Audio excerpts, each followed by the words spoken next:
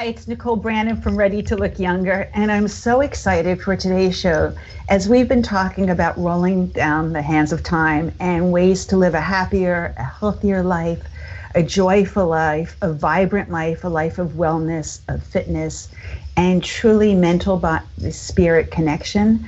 I am so thrilled for today's guest because we've been talking about the right spices and the right exercises. We've been talking about sex.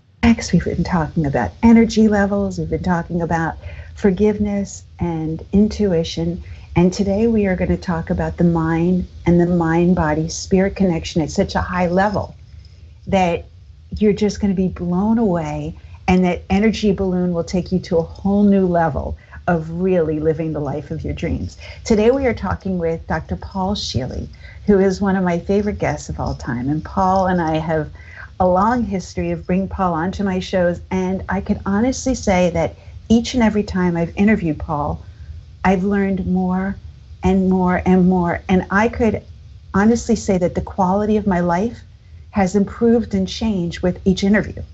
I really feel that every time I'm talking with you, I learn something to make my life better, to make my health better, to make my wealth better, to make the quality of my life the next level of excellence. And really, I would say that the reason that I'm truly living the life I'm living today is because I met you in the pathway, and that you've given me these incredible tools to be able to lead this kind of life. So thank you so much. And I'm so thrilled to have you as today's guest. Thank you so much, Nicole. It's always great to be with you. And what a delight to know that this is a great new direction, the idea of being able to achieve a sense of longevity, youthfulness. As we age, we can age gracefully so that the rest of the life is the best of the life, right? Absolutely. Truly so true. And I've been following you for years. I mean, you know that if I was not doing this radio show, I would start a fan club for you, and I would be the president of the fan club, and truly everything that you do. And so I want to talk about some of the things that have really blown me away along the line. So you talk about the genius mind. And I remember you saying something on one of my previous shows. This might have been maybe 5 years ago or something, that we were talking about the football field. And that most people see just like what's in front of them and what the mind is capable of doing. Could you talk a little bit about that for the people out there? Yes, absolutely. So think about, we actually live with two unique minds. The conscious mind, which gets all of the attention when we're growing up and we're in school and all of that. But there's also what we would call the non-conscious mind. It's the part of the mind that is other than what we carry around at a conscious level. So think about it this way. If your sensory systems are picking up the world, we're picking up 12 million bits of information every second. The conscious mind only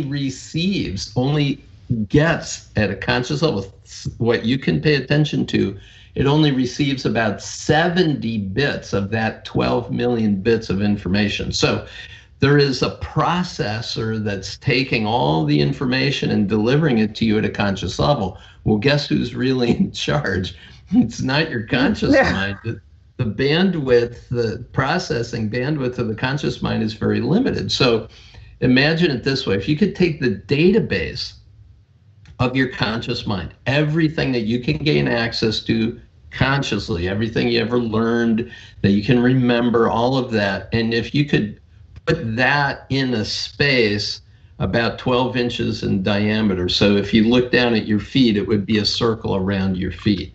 Okay. Now, if that's the database of the conscious mind, the database of the non-conscious mind is a circle that's 11 miles across. So it's 10 billion to 1 more vast than what we carry around at a conscious level. So there is beyond genius resources within us that we were never educated to use in school. Dr. Buckminster Fuller said, everyone's born genius, but out of 10,000 born in the world, 9,999 of us are going to be systematically de-geniused by well-intentioned, well-meaning adults that are keeping us from exploring the real potential that's within us. So yeah, I'm excited about how easy it is for all of us to gain access to that greater resource that's within us. That's incredible. I know that one of my favorite experiences was I flew in and took one of your photo reading classes. Yeah. And you almost say it's not possible. It's absolutely not possible to be able to read a book this quickly, to be able to retain information, not just an hour later, 3 days later, but 30 years later, that you still had this information. And one of the things I found incredible was that people could read books that they didn't even know the language and they got it. Or they didn't even know the subject matter or the information. It could be something they knew nothing about. But yet at the end of the course, it was easy. It was effortless. The mind had these capabilities. I felt like a superhero. Like I went to the airport and I was like looking for the cape because I was like, I could do this. And kids, young kids that were in school and people that had reading problems for years, all of a sudden it became a breeze. How does that work in the mind? How does the mind connect those dots? Yeah, isn't it spectacular? When you think about it, the way in which we're taught to learn is very linear and very sequential. I mean, the speed at which everyone's watching and listening to us, it represents a fraction of the speed needed to be able to process this. Could you imagine we could speed this up 200 times and people would have zero loss of comprehension? Imagine being able to take a book and at the speed that you could flip the pages, you could expose your brain to that, and then your brain can guide you to exactly what you need in the time that you have available to get to get whatever it is you need out of that. And I developed photo reading for IDS, American Express, here in the Twin Cities of Minneapolis and St. Paul, and their information systems data processing group. I developed it in 1985. Now the book has been published. There's 1 million users of it worldwide. It's been phenomenal. 43 countries people are using it. So if you think about it, this is something that anyone can do. You said you saw kids in the program. The youngest that have taken it was 8 years old, and the oldest is 93. The man in Buenos Aires, Argentina, 93 years old, retired medical doctor. When we asked him, so why do you want to take photo reading? He said, well, there's so much to read. I don't know how much more time I've got, so I got to read faster. Oh, that's great. They're fabulous. That's fantastic. Just amazing. So how did you do this? I mean, where did you begin the thread of the genius mind and photo reading and some of the brain activity? I watched a presentation that you did for the Transformational Leadership Council on the brain. I don't think I've ever laughed that hard in my whole life. It was the funniest presentation that I've ever seen, and I haven't forgotten a second of it, because the way that you taught the mind and consciousness was so incredibly unique in a way that I've never seen before. So were you interested in this as a kid? Well, the thing that I was most interested in is how could I live into my fullest potential? And I noticed that I would get stopped by fears, that if I didn't think I could do something, I would choose not to do it. Well, at one point in my life, I said, if I am afraid to do this thing, then I really need to try, give it my best shot. So, I tried to go to Toastmasters, and I got up in front of 18 people and I fainted in front of the group. That was for my icebreaker speech, And, I didn't know that. Yeah, and so I needed to know, well, if I want to be a public speaker and I'm passing out in front of 18 people, how is this going to be possible? Obviously, whatever training I had as a kid didn't let me think I had resources. And I had the good opportunity while studying biological sciences at the University of Minnesota to take a course in how to hypnotize. So when I was 19 years old, There I was, a clinical hypnotist. My summer job was working hypnosis. And one of the things that I discovered, Nicole, is the resources are within people, but they're in a trance of limitation. They believe they can't. They believe they don't have access to it. And so what I discovered is that I'm not a hypnotist putting people into trances. I'm a de-hypnotist awakening people from the self-limiting and self-defeating trances that they're already in. So imagine this. What if you knew that you could not fail? What if you knew you had all the resources needed to achieve any goal that occurs to you? And even Emerson talked about this back in the 1800s. He said you would not have the goal if you didn't already have what you needed to be able to achieve the goal. So that's the idea, is if there's this much potential in every single one of us, how do we overcome those self-limiting and self-defeating trances, awaken from those trances, and step into the full level of resourcefulness that's ours?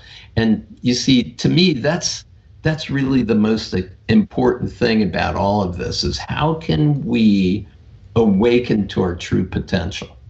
Does that make sense? Absolutely. I love that, because I think that that's so much about what Ready to Look Younger is doing, is that they're saying the world is your oyster.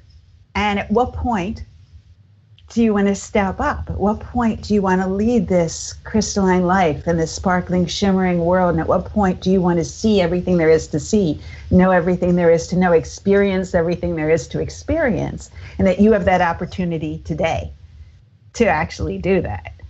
Yes, and so for me, the idea is if we believe that we have to age, and that what we have to do is we have to become more disabled as we age, we've got to really challenge that trance. I met somebody who considered the possibility of being immortal, like an autobiography of a yogi. They talked about the immortal master of India. And one of my teachers went and studied with this guy who can materialize and dematerialize his body at will. Well, there's an interesting potential, right?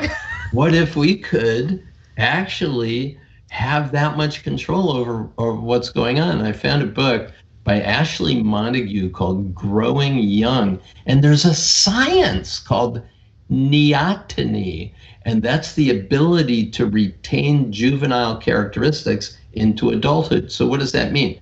Creativity, self-expression, enthusiasm, curiosity, generativity, these ideas that we could, in fact, take the best qualities of our youth and continue living into those for all the rest of our lives. As one friend said, her mother would always say, we're all going home someday, but you don't have to be sick when you get called home, right? So we can live fully to the very last day of our life. But what do we see as role models around us? People becoming aged and demented and, crippled by their aging. What if that was just a big trance? What if we could actually rewrite that? And I created a recording, my paraliminal technology. I recorded one called Youthfulness, in which you actually take these neotenous traits, these traits of juvenile characteristics into adulthood, and you actually focus on developing one of those each day. So not only are you physically growing younger and more energetic, but you're actually driving that through the mental and the emotional part of your life. It's really fun. I love that. It's so exciting. And I just want to back up for just a second, because you talked about paraliminals. So for those that are out there, that this is a new word. It's a really cool word too, paraliminals, sort of like supercalifragilisticexpialidocious. It's one of those words you go, ooh, what's that? What's paraliminals? But I remember when I was first introduced to paraliminals, I thought this was the coolest technology ever came along. Forget the car or the airplane. I just went, what a genius idea to be able to do this. And can you share what a paraliminal is and how it works? Yeah, absolutely. I got the download in 1976. I had been a meditator. I had been trained in hypnosis. I was somebody who listened to a lot of audio recordings, Earl Nightingale and all of the self-development work that was just really getting started at the front end of the human potential movement. And I got this download, this voice that said, we don't need to teach people how to live their lives. We need to bring them to a place where they can access the resources that are already within them, and then show them how they can bring that out into the world. So the idea is we don't have to stuff into people. We need to release out of people those resources that are within. It was 12 years later before the technology, digital audio editing, was even available. And I met the beta test site, the engineer for the beta test site of the world's first digital editing suite. And so the idea is I'm speaking in both ears simultaneously. Like right now, if you're wearing headphones, you're hearing you and me in both ears. But imagine that my voice separates into two separate ears, and one script that I'm speaking to you is speaking to the left hemisphere of your brain. The other script, the other syntax, the other way in which I've scripted it is speaking to the right hemisphere of the brain. So the left is the logical, linear, sequential, here's what you have to do to make this shift in your life. And then the right hemisphere of the brain is a creative, holistic, intuitive part that indirectly embodies those changes that are taking place.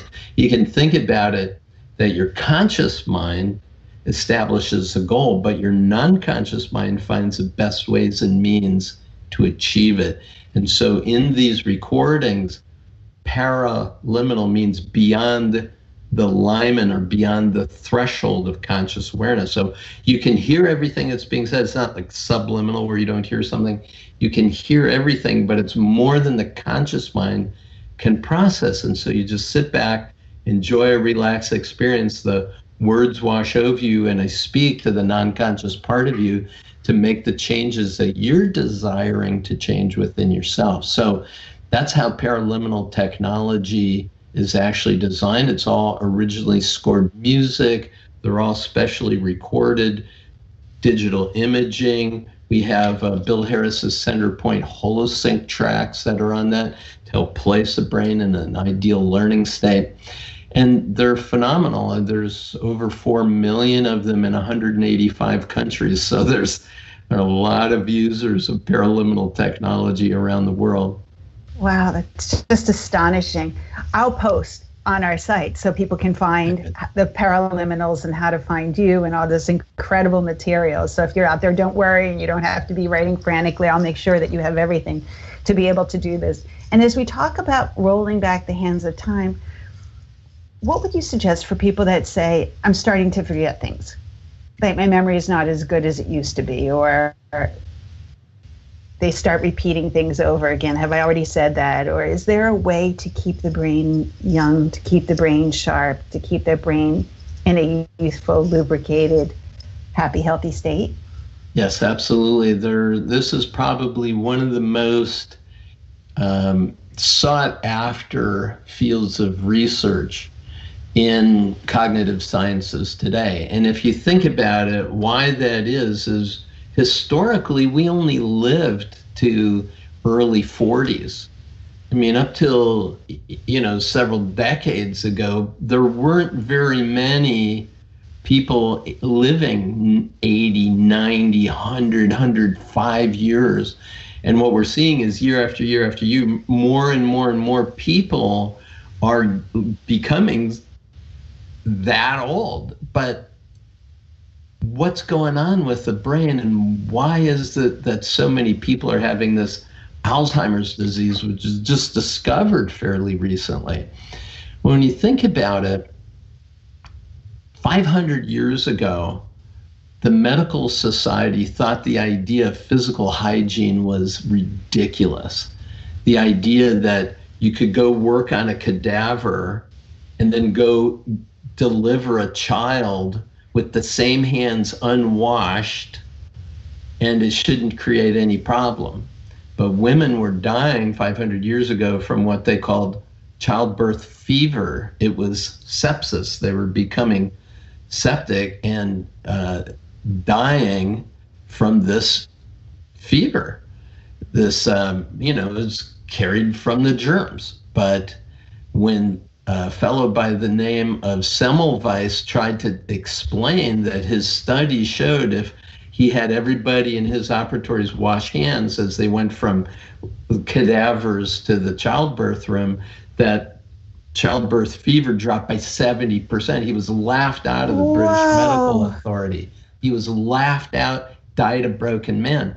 And it wasn't until Louis Pasteur started talking about germ theory and a Dr. Lister, we have Listerine. Dr. Lister proved beyond any shadow of a doubt that we need to have physical hygiene. So we take care of ourselves, we bathe ourselves, we use soaps, we do all of the things. We wouldn't think twice to not do it. It's ridiculous. But now we don't consider neural hygiene. And we believe that 500 years from now, people are going to say, you did what to your brain? No way. I can't believe anyone would do such a thing. That's ridiculous. So we need to think about our neural longevity, our neural health. And it has to do with our nutrition. It has to do with the challenge that we give it. You know that Einstein picked up violin in his later years. Winston Churchill picked up plein air painting in his later years. And, we need to do things, learn a new language. It's shown to be very important for our neural health. Why? Because it stimulates the cells which force them to create these secretions that keep the brain alive. So what sort of things do you tell yourself? How much stress are you under on an ongoing basis?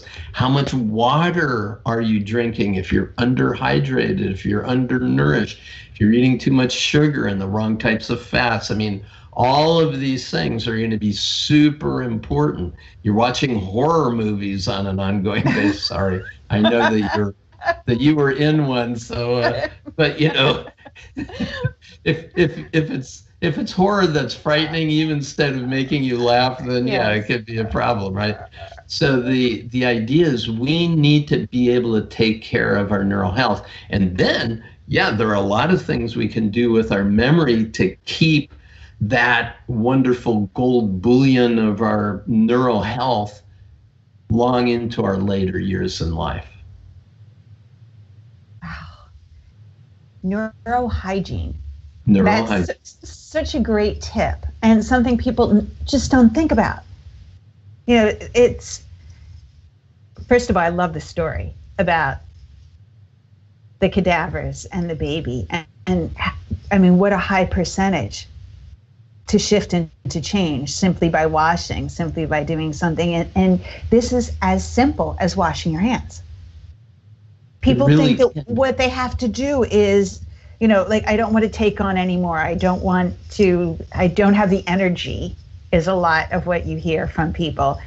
And this is such a simple thing, not only to energize your body and your brain and your mind and your consciousness and your life, and how stimulating to be able to do it, how exciting to learn a new instrument, a new language, something you've never thought of before. Yeah, for me, playing guitar.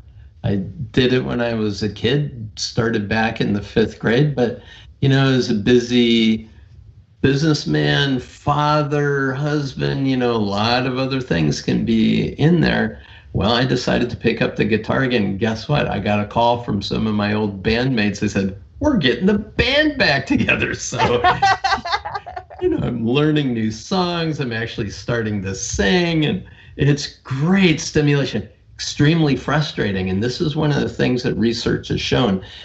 You need to challenge a brain to the point of frustration, like to the point of tears, that you can't seem to be able to get something, because it's in that pushing of your neurology that the dendrites of the brain actually grow. These are the connections between brain cells. And the other exciting thing is, 20 years ago, we believed we're born with a limited number of brain cells, and if they die off, that's all you got. Now that we know there are what's called stem cells that will actually arise as new brain tissue, it's very exciting. And the new science of neuroplasticity shows that the brain will rewire itself according to the demands placed on it. So what are you going to do? You're tired, you're exhausted, you want to just dumb down, kick back, have a couple of drinks, watch a lousy movie, very passive, right? And it's not particularly good. Here in Minnesota, a big sport that's just coming on at all of the parks around us is something called pickleball. Libby and I just joined up to learn pickleball the other day, and great. So it's movement, it's challenge, it's focus, it's eye-hand coordination, it's moving the blood through the body. It's whatever you could do that would give pleasure to you and challenge you as well. That's what you want to get into. That's going to be one of the first and easiest things you can do for neural health. Also, paraliminal technology are going to be great for you. You kick back, you relax, you close your eyes. It seems passive, but because of the stimulation of the brain with the holosync technology and the dual voices, listen to a paraliminal called Memory Supercharger or Personal Genius or Youthfulness. These paraliminals are going to help you a lot. And if you're stressed out, the deep relaxation paraliminal or the anxiety-free paraliminal. And this is something, before we're finished today, I'd like to offer a quick 90-second way to overcome overwhelm, because that's the other thing. So many people are so stressed out. What can we do quickly throughout the day that's going to diminish that stress? Get the CANE group: cortisol, adrenaline, norepinephrine, CANE. These are the secretagogues. These are the hormones that are stress related, that have a negative effect on the body and the brain. If we can get rid of more of that, we're going to be increasing our neural health. Oh, that's awesome. That's so exciting. I love it. 90 seconds? 90 seconds. 90 seconds. Who wouldn't want to do that and have their brain be better? It's like, and then I had two other questions I wanted to ask you that were at the top of my mind. Are there foods that help brain activity? Yes, absolutely. What we know is that if you can stay in more pH basic as opposed to pH acidic food groups, you're going to be really much better off. And one of the types of oils are called the omega-3 oils. For example, salmon have a tendency to have omega-3 oils. Not all fish do. For example, tilapia has come into our diet a lot. There are some fish that are more omega-6, which are actually not antioxidant. So anytime that you can take what are called antioxidant fruits, vegetables, leafy green vegetables. Now, I don't know if you know this, but some of the heavier leafy green vegetables like collard greens, kales, things like that, they actually have in their plant physiology a little bit of a toxic effect on the body, but the benefits of the antioxidant qualities within them overcome the effect of the toxicity. So every day I drink a green drink. You're familiar with it from the Alka-Geyser Prime. Absolutely. I drink it. It's got an avocado in it, so I have avocado every day. I have spinach, I have kale, I have Swiss chard, celery, parsley, coconut water, a little bit of jalapeno, a little bit of lemon. And even though lemon is acidic, it actually has an antioxidant, a more base effect to lower the pH in the body. And it's also, I have some ginger in there. So this combination that I put in a Vitamix is something that's fresh, it's green, it's going to give me the nutrition I want, and it's also going to help in my brain longevity.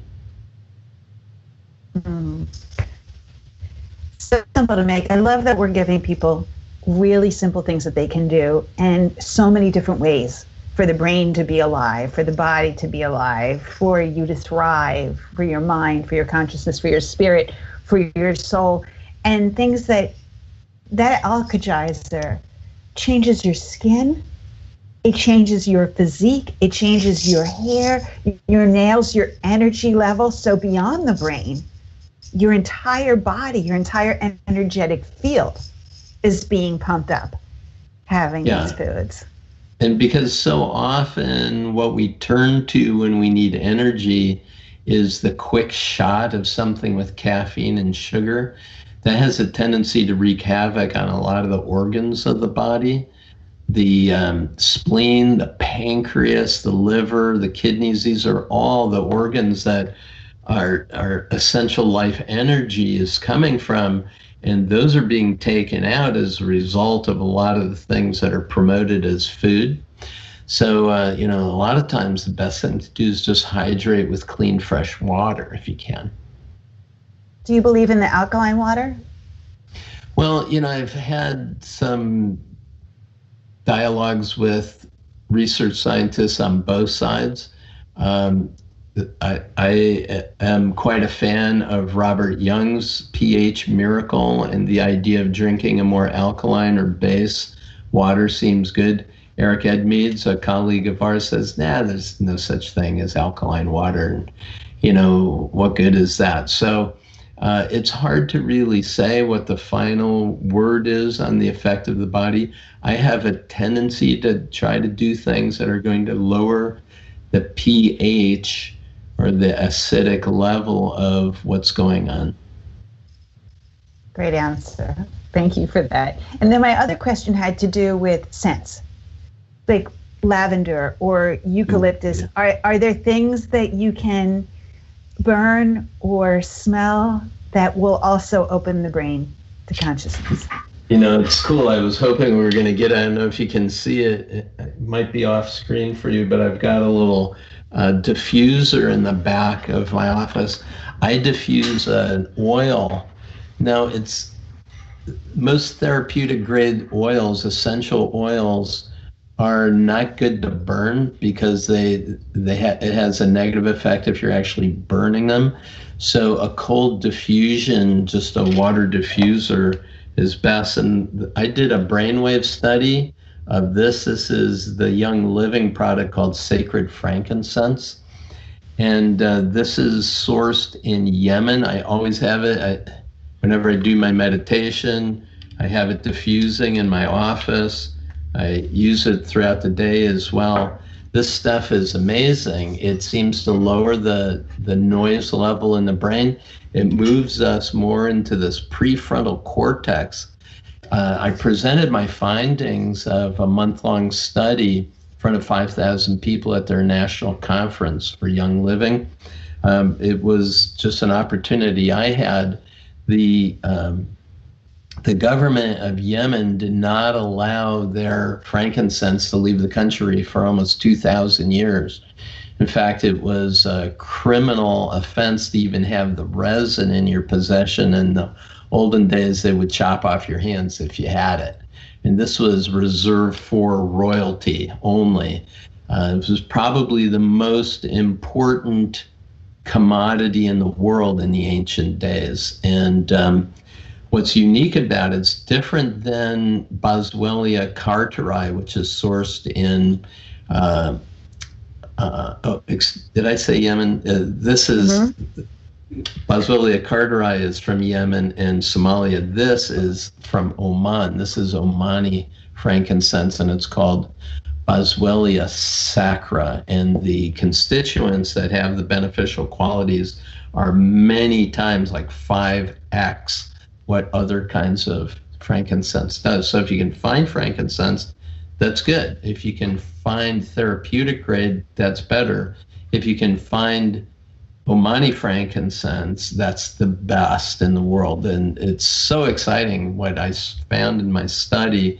I've never been without it since. So yeah, there's a lot of things that we can do. And it's interesting because the ancient people understood this puts us in a spiritual experience. It moves us into that place that researchers now identify as that place of the God spot.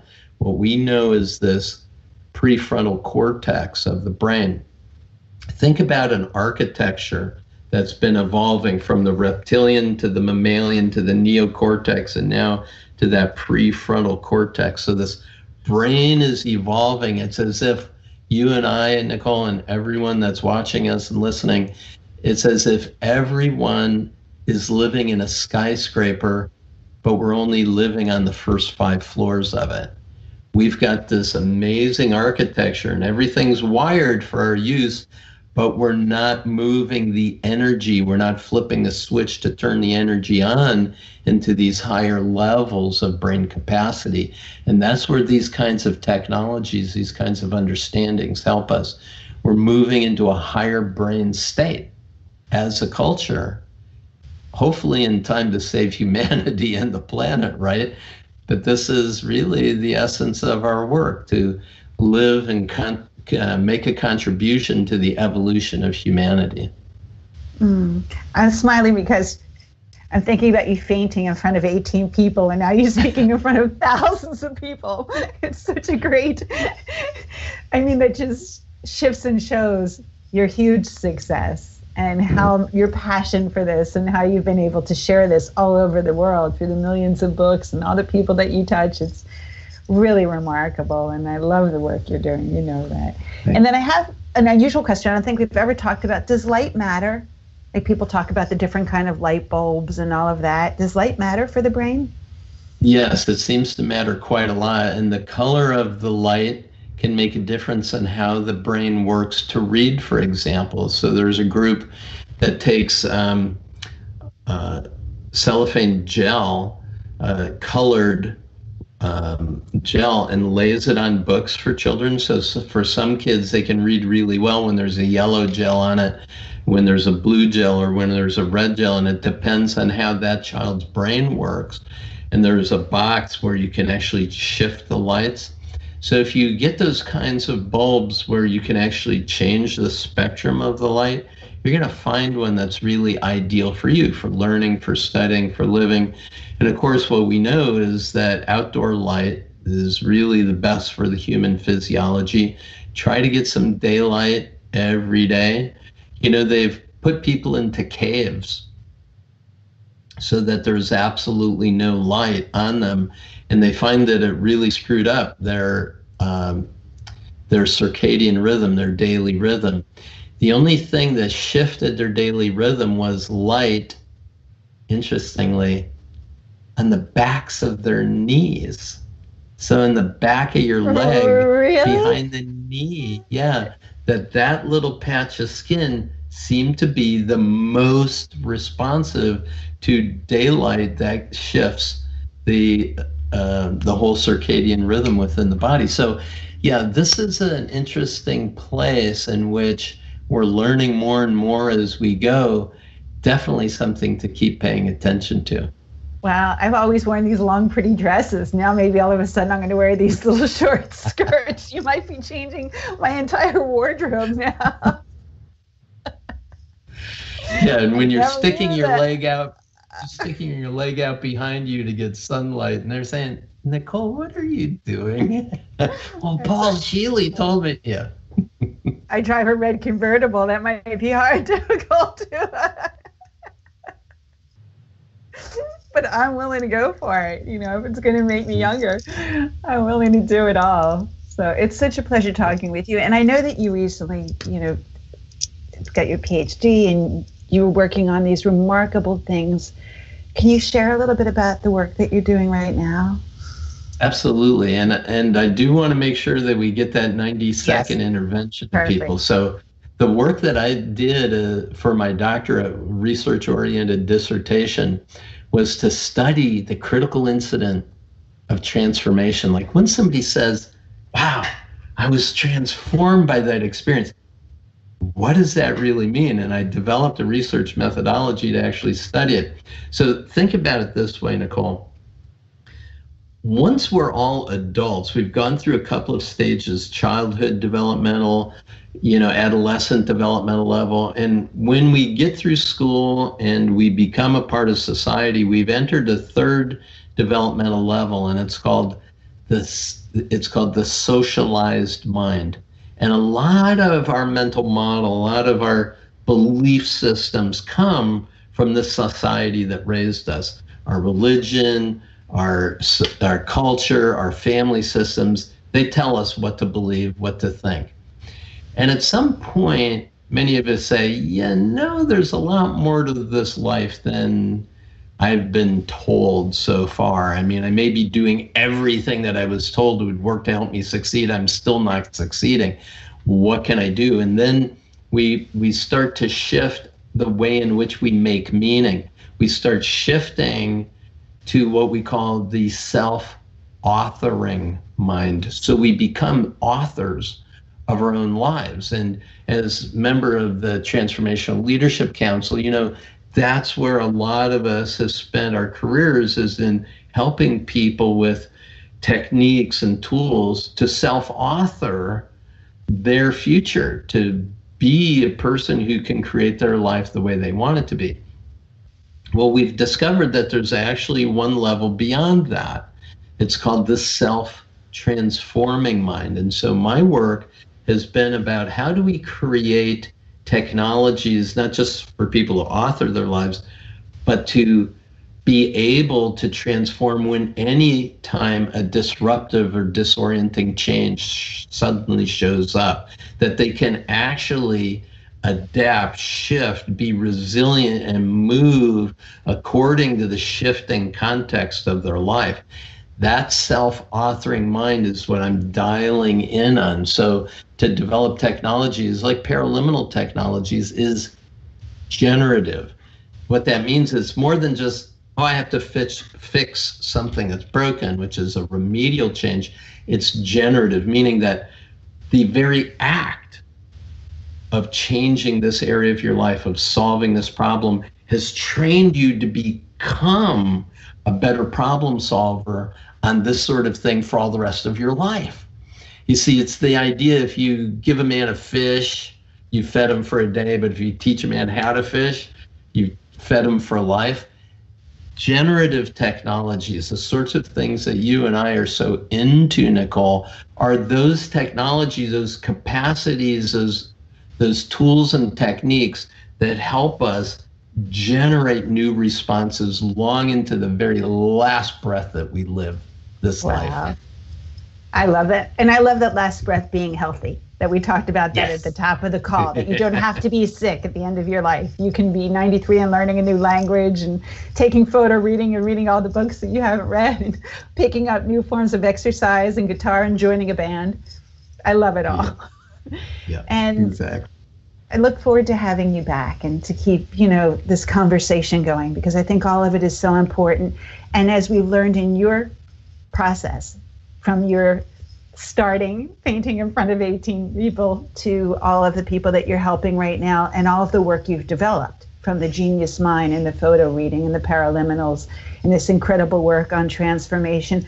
I know that your mind is constantly going, and I know that you're working on something right now. And if you follow us and go to the Ready Feel Younger, that we'll have information on you and where people can get the paraliminals and where people can buy your books. And as these things are moving and shifting and changing and growing and evolving, and new things are coming about because your mind is constantly working, we want to be able to get that out and let people know that you're doing that as well. And now I am so eager for this 90 seconds.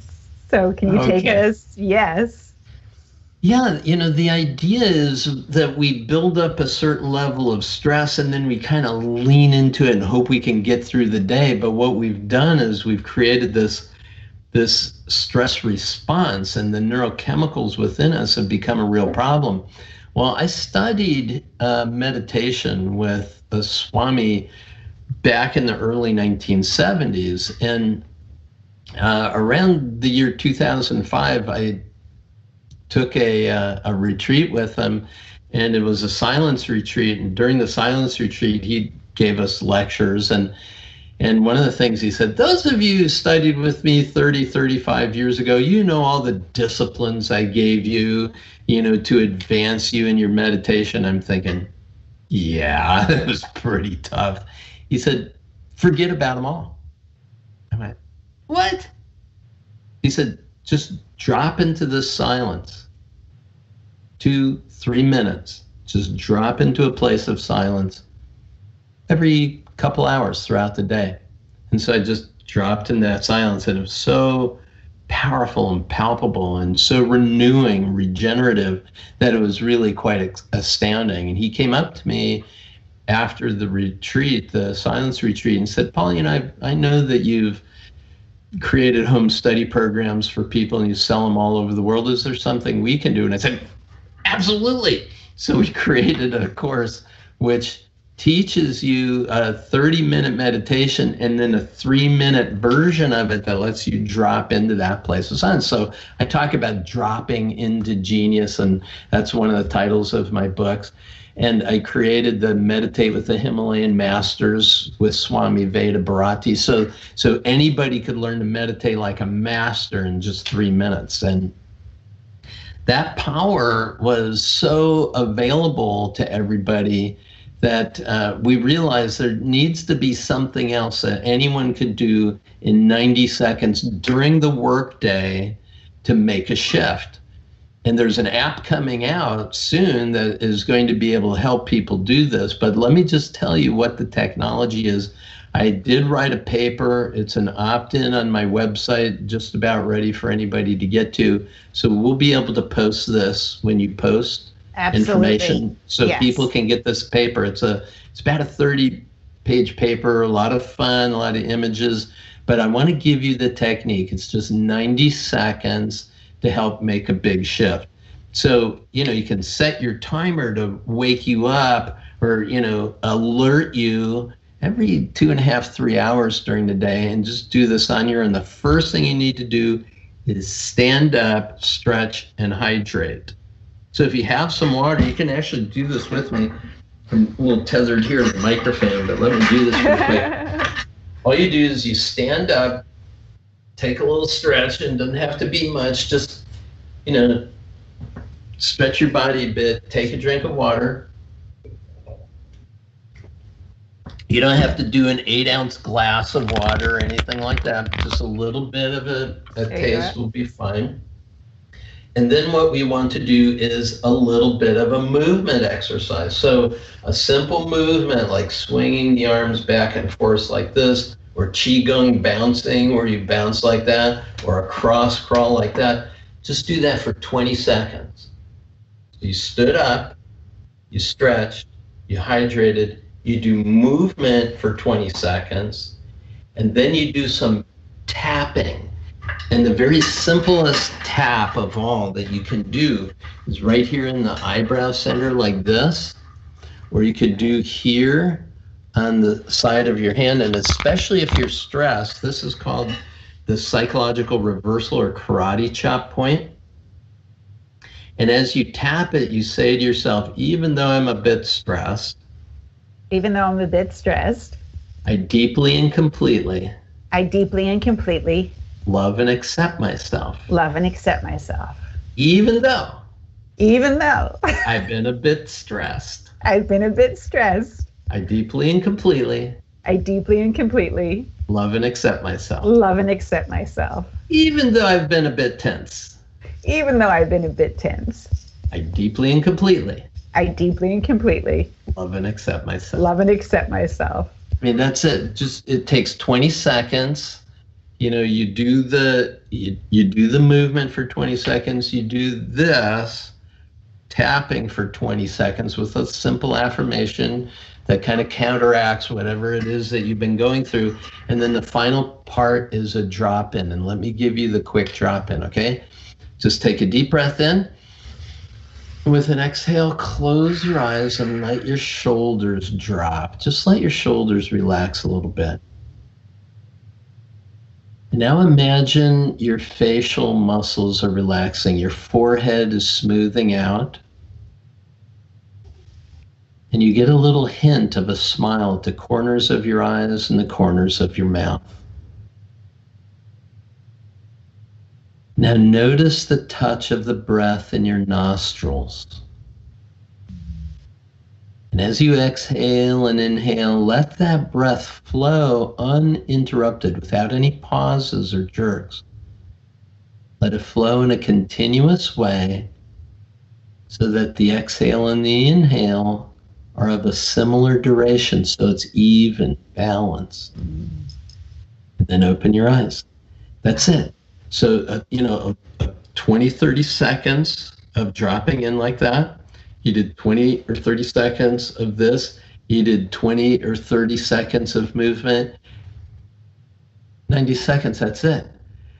And that simple intervention throughout the day, it takes out the adrenaline, it takes out the norepinephrine, it takes out the cortisol from your body, and you immediately bring all of your vital life energy online. And do you know, Nicole, there are over 50 terminal illnesses as a result of dehydration that are instantly overcome just by rehydrating the body. Terminal illnesses that are reversed simply by getting hydration in the body. So it's amazing. Do something really simple, vitalize your body, vitalize your mind. You're going to be more alert, more refreshed, more focused, more energized for all the rest of the day.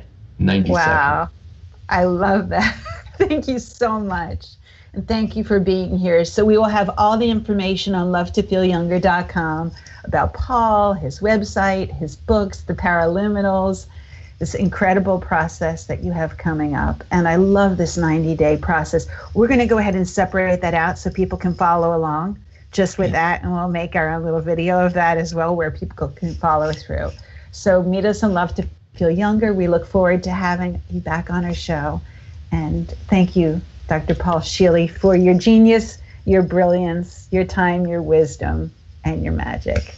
It's my great pleasure. Thanks so much, Nicole. We look forward to seeing you on lovetofeelyounger.com.